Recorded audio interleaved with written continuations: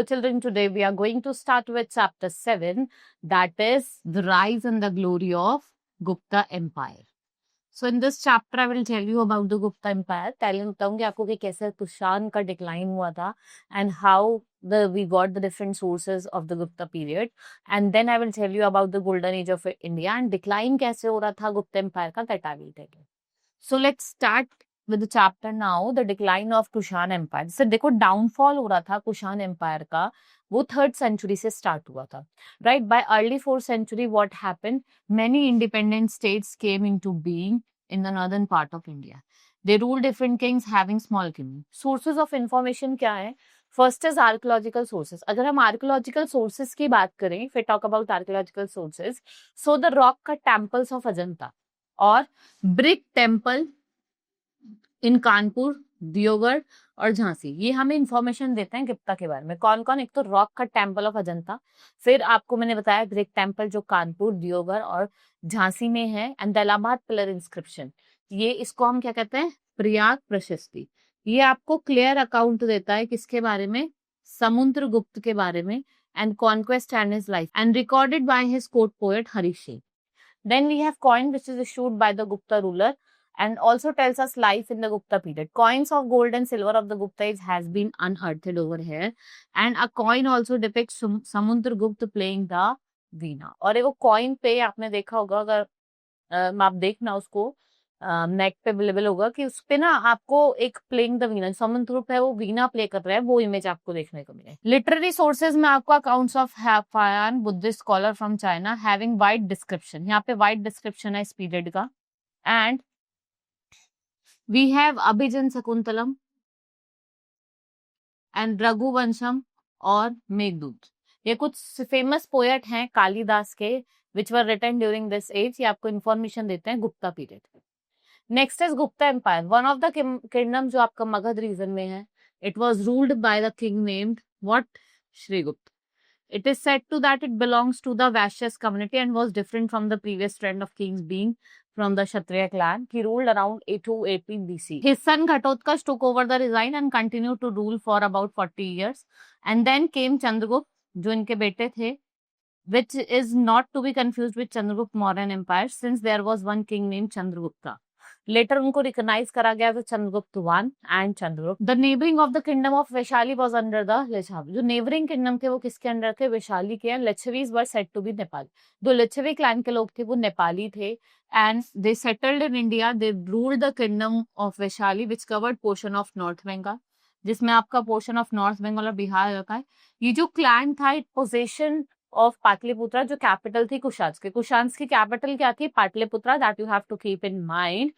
Then we have in 4th century CE Licchavi princess जो थी उनकी शादी किससे हो जाती है? King in Magadha who was called Chandragupta one. Chandragupta one के साथ लिच्छवी क्लैन की जो प्रिंसेस उनकी शादी हो जाती है, and these are the successive kings of the Gupta dynasty. आप इनको याद कर सकते हो. Let's talk about first, that is Chandragupta first. जो अर्ली लाइफ थी वो it was influenced by Kumar Devi, जो लिच्छावी प्रिंसेस थी. We learn about the princess influence from the extend of her dominion. जो चंद्रगुप्त थे they conquered the kingdom of Pataliputra and they established a kingdom along the Ganges river, and his kingdom extended from Bengal to Prayag. The region of Chandragupta is said to be have come to end. कब आ गया था and में? 330 CE. फिर आता है समुद्रगुप्त. समुद्रगुप्त जो थे वो चंद्रगुप्त ने उनको सक्सीड करा, चंद्रगुप्त वन को उन्होंने सक्सीड करा था, and he resigned for about 50 years on the pillar. अगर आप पिलर को याद करेंगे, अट्रैक्टेड बाय द अशोका, वहां पे आपको समुद्रगुप्त के रिजाइन क्या का इंस्क्रिप्शन देखने को मिलेगा. After succeeding the throne of the empire, he subdued the power, revolting against him, consolidated the authority in the Ganga plan, and brought their dominion under his rule. He is said to have a Indian military campaign across the Deccan region. कहाँ पे करा? Deccan reason. और जो forest थे tribes of Indian reason के, उनको control करा. He performed अश्वमेध यजन, और जिससे उन्होंने क्या एस्टैब्लिश करा और डिक्लेयर करा? सुपरमेसी डिक्लेयर करी. Right, his kingdom included lower Bengal under his supremacy. His kingdom included lower Bengal, upper Assam, and part of Nepal. He also led another campaign along the eastern coast और modern day of Odisha, Andhra Pradesh and Tamil Nadu. उन्होंने क्या करा था? Large territory को capture कर लिया था. Right, they were required to pay him tax, और उसको बदले में क्या देते थे, टैक्सेस देते थे, रेवेन्यू देते थे। And Samudragupta was specially a good at music and singing, तो he also was well known for his poetry. ये म्यूजिकल इंस्ट्रूमेंट प्ले करते थे, included the veena. He respected scholar of Sanskrit language, and what he did, he donated money to Brahmins.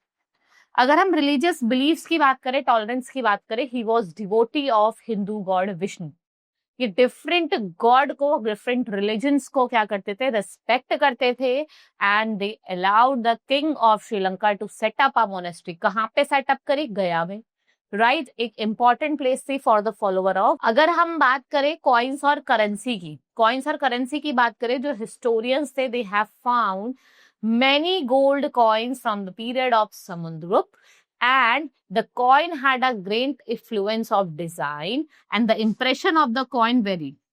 They depicted the king playing veena, वो एक बो hold करके रखते हैं और ट्रैम्पलिंग का time. And the Prayag inscription depict hero of 100 battle. These Prashastis described him as Maharaja Dhiraj, means king of king.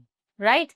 Then Samundragupta succeeded his elder son Ramgupta, who said to be have murdered because of incompetence by Chandragupta II, and he ascended the throne of Patliputra in about 375 CE.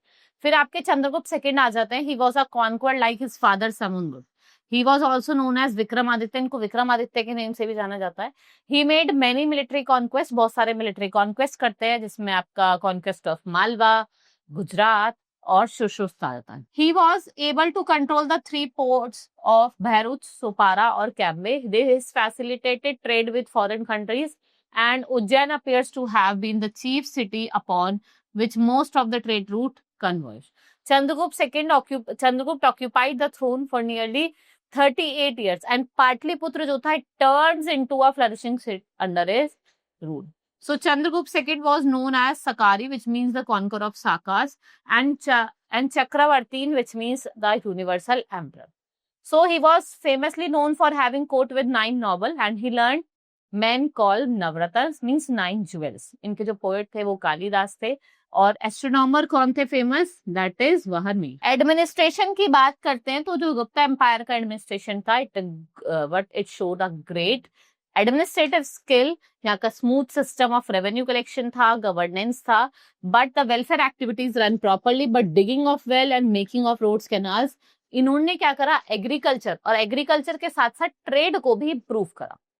Right. With other development, science and literature flourished. The art of Ajanta and Ellora caves, architecture of Sachi Stupa, temple of Jhansi and Kanpur are the fine example, and the carving of making stone statue of god and goddess. ये भी कुछ remarkable improvement दिखाता है। फिर economic growth की बात करें, देखो जैसे जैसे एग्रीकल्चर प्रोडक्शन में डेवलपमेंट हो रहा था, आर्ट का, क्राफ्ट का, बिल्डिंग्स का, ट्रेड का अदर कंट्री के साथ, जो फॉरेन कंट्रीज है ये क्या लेके आई, प्रॉस्पेरिटी लेके आई। So Gupta period had been described as a golden age of Indian history. People enjoyed economic stability and merchants traded goods such as silk, spices, precious stone. किसके साथ, दूसरी कंट्रीज के साथ।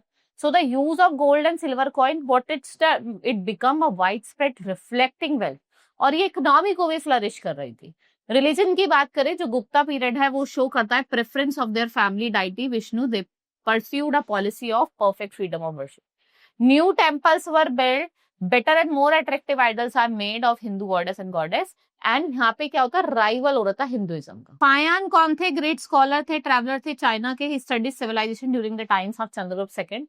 He wrote about how the people, उस time के जो लोग थे वो कितने हॉनेस्ट थे, and even gold left on the roads would remain untouched. भाई जो गोल्ड रोड पे ऐसे पड़ाता था उसको भी कोई नहीं छूता था। फिर गोल्डन एज ऑफ इंडिया आ जाता है। गोल्डन एज की बात करें, Gupta empire is often refers to as golden age of India.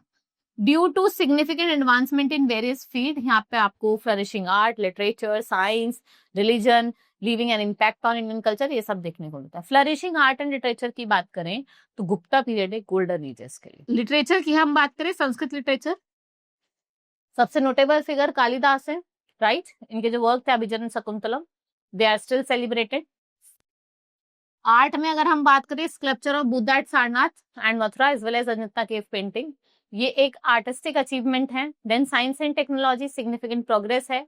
Astronomy, Aryabhatta renowned astronomer, made ground breaking contribution, जिसमें आपकी अंडरस्टैंडिंग है अर्थ राउंड शेप की, calculation of the solar year की. नेक्स्ट इज मैथमेटिक्स, जिसमें आपका यूज ऑफ जीरो है as developed during this period. Arabic numerals हैं. Next is religious development. Gupta period was marked with flourishing Hinduism, और यहाँ पे टेम्पल आर्किटेक्चर का डेवलपमेंट हो रहा था, राइट. हिंदुइज्म की बात करें, यहाँ पे टेम्पल का कंस्ट्रक्शन हो रहे थे बड़ी बड़ी हाइट के, उससे क्या पता चलता है हिंदुइज्म फ्लरिश कर रहा था इस टाइम. टेम्पल और आर्किटेक्चर पे यहाँ पे आपको दोनों, एक तो रॉक कट टेम्पल और फ्री स्टैंडिंग ब्रिक टेम्पल देखने को मिलता है.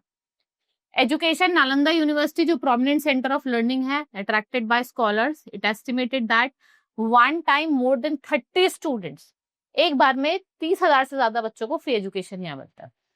फिर डिक्लाइन हो रहा था गुप्ता एम्पायर का. डिक्लाइन हो रहा था गुप्ता एम्पायर का. The subsequent queen of Gupta empire were not as famous, जैसे Samudragupta, Chandragupta second. The rule of Gupta continued till 570 BC CE. They had to fight many wars with Hunas, और जब वो हुनास के साथ फाइट कर रहे थे उससे वो क्या हुए थे, वीक हो गए थे.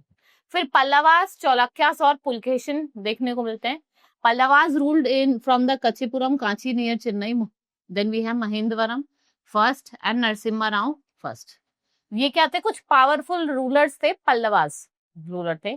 Narasimha Rao first defeated Pulakeshin second, and उन्होंने वतापी को कैप्चर कर लिया.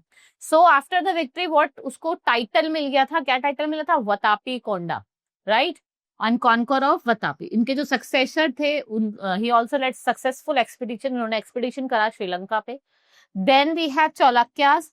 Eight the time of Harsha rule in north India, Chalukya जो थे सबसे पावरफुल डायनेस्टी थी नॉर्थ इंडिया की. अगर हम बात करें, ये रीजन आपका लाई करता है between Vindhyan and river Krishna. इसकी जो कैपिटल थी वो वटापी थी, जो आपकी नॉर्दर्न मैसूर में थी. Now Pulakeshin second, the most renowned Cholakya ruler and Pulkesh was Pulkeshin II, a Prasasti on the wall of the Jain temple. This Prasasti composed the court poet Ravi Kirti, जो mention करता है Pulkeshin stories over Harshvardhan on the bank of river Narmada.